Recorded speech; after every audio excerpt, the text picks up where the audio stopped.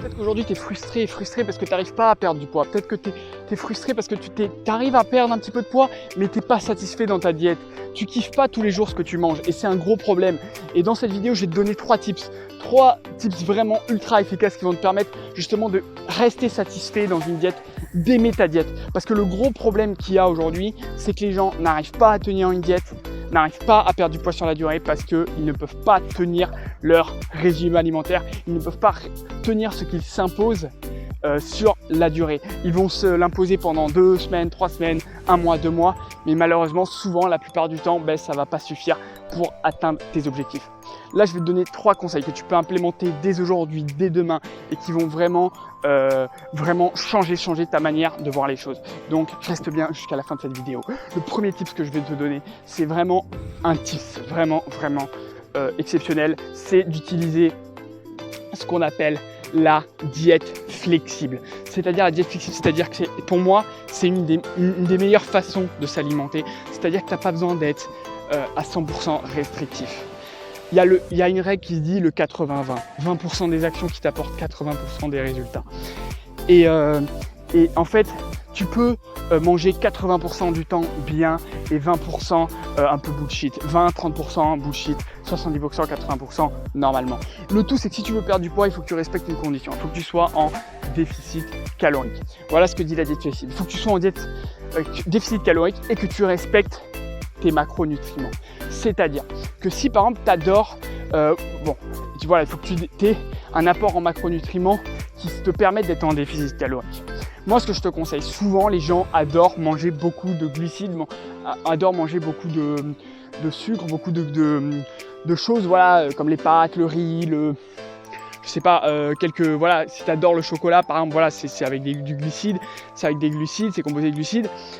Et tu peux composer par exemple 50% de ta diète en glucides, 30% avec un apport en protéines et 20% en lipides. Tout ça en étant en déficit calorique qui va te permettre de perdre du poids. Et donc, tu pourras manger un peu ce que tu veux, il n'y a pas de restriction. Simplement, bien sûr, tu ne vas pas t'enfiler 3 McDonald's, mais en gros, le but, c'est que tu manges sain 70%, 80% du temps, donc quand même avec pas mal de légumes, de choses qui sont saines, des protéines qui vont te donner la sensation d'avoir bien mangé, de la viande blanche, de la viande rouge, mais des choses qui vont vraiment te caler. Et ensuite tu rajoutes donc des aliments un peu plus plaisir. Tu peux, par exemple, tu manges un repas, je te prends un exemple. Tu prends du poulet avec des pâtes et tu te fais des pâtes complètes, c'est peut-être un peu mieux, des pâtes complètes avec une petite sauce à la bolognaise et il faut que tu sois à peu près, il faut que tu pèses un peu tes aliments au début pour voir un peu en termes de calories à combien t'es. Donc le mieux, une balance ça coûte 4-5 €, ça prend 2 minutes pour peser.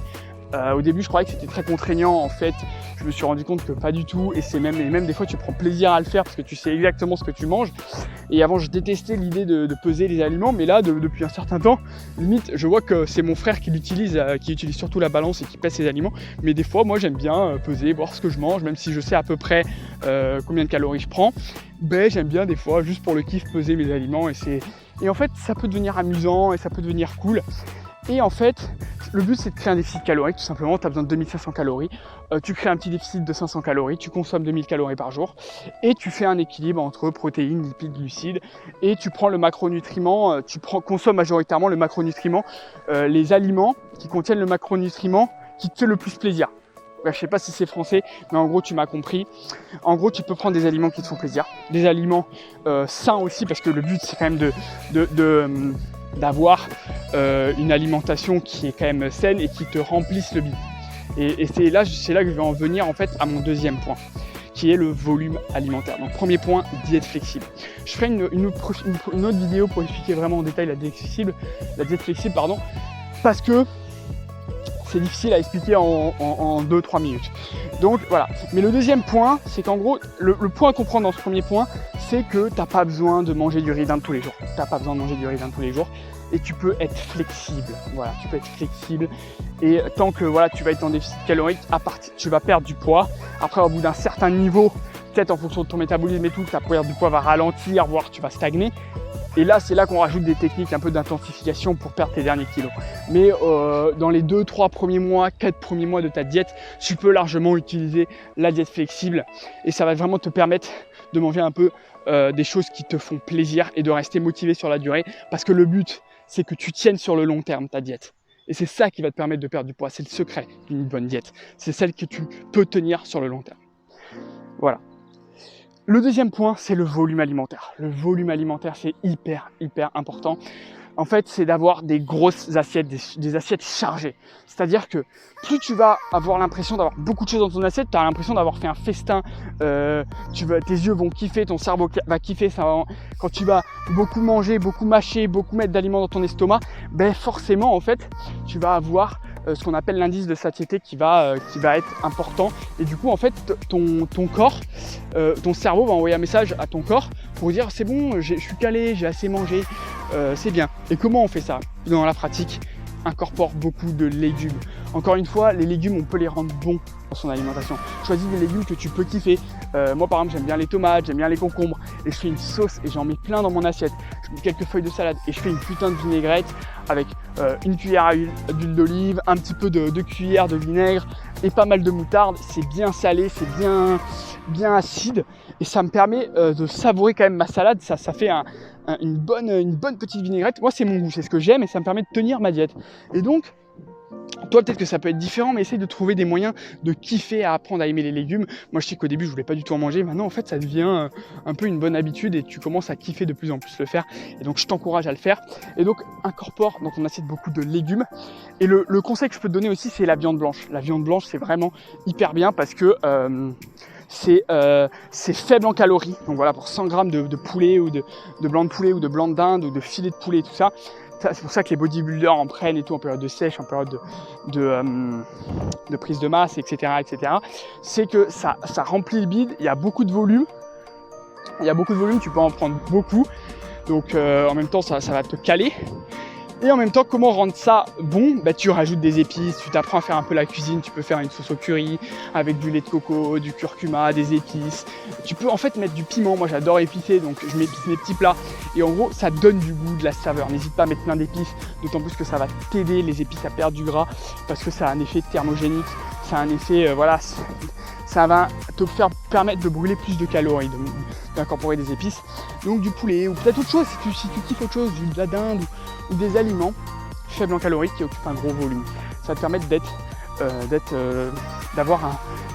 calé dans ta diète, de prendre plaisir.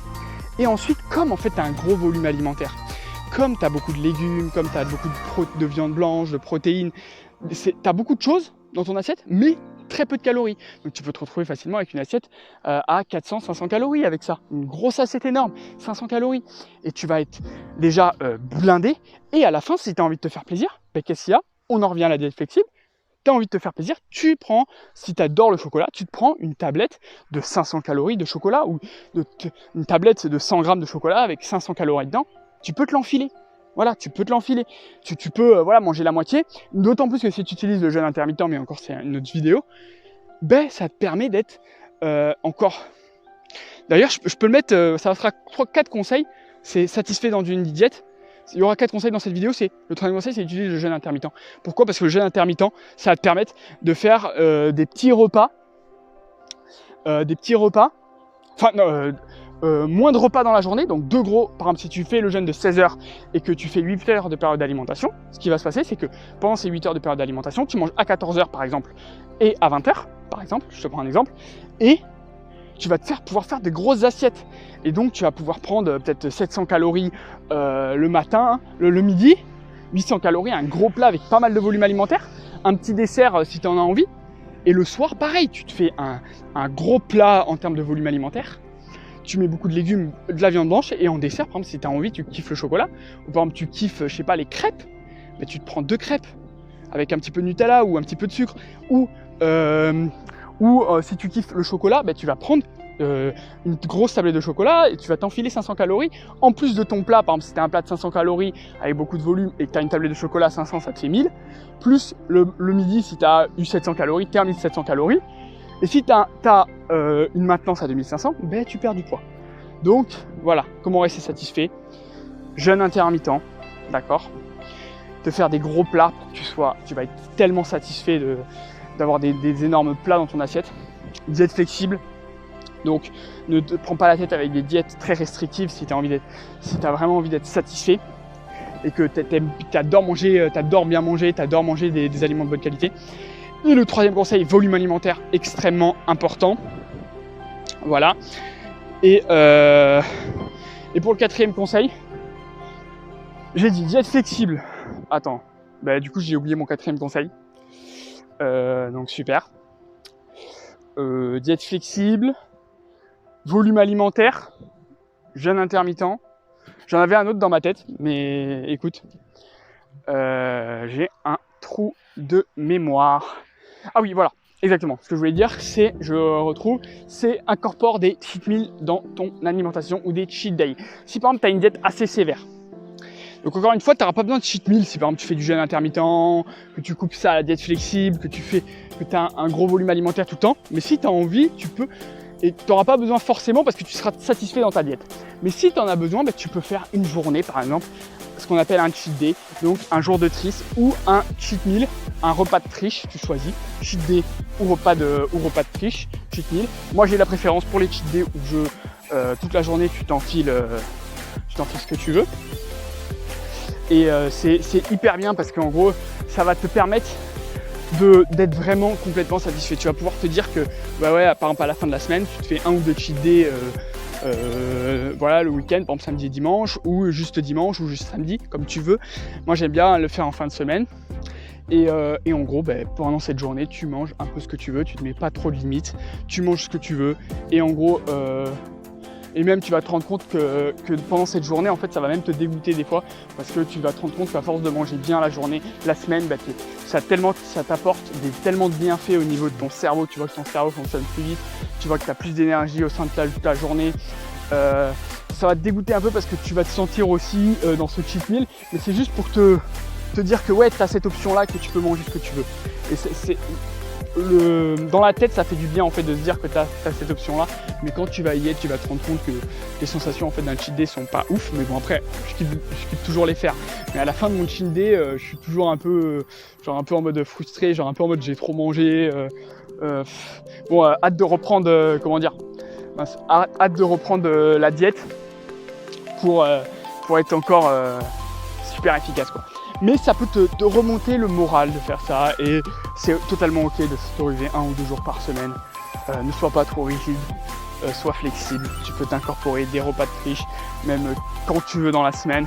Le but c'est que ça ne soit pas forcément tous les jours des énormes repas, des énormes jours où tu fais ce que tu veux, parce que là c'est l'anarchie et tu vas finir obèse et en surpoids. Mais 20% du temps c'est ok de manger ça, 80% du temps sainement, 20-30% bullshit, 70-80 sain. Ok, donc je te laisse équilibrer ça dans ta vie. Si tu veux avoir accès à une série de vidéos avec un plan d'action qui va te permettre de perdre tes premiers kilos dès cette semaine et commencer à prendre quelques grammes de muscles chaque semaine, peut-être quelques kilos au bout de quelques mois, je t'invite à cliquer dans le lien juste dans la description et tu auras accès à un plan d'action dans une petite série de vidéos explicatives qui t'explique tout ça. On se retrouve de l'autre côté et dans une prochaine vidéo. Salut à toi.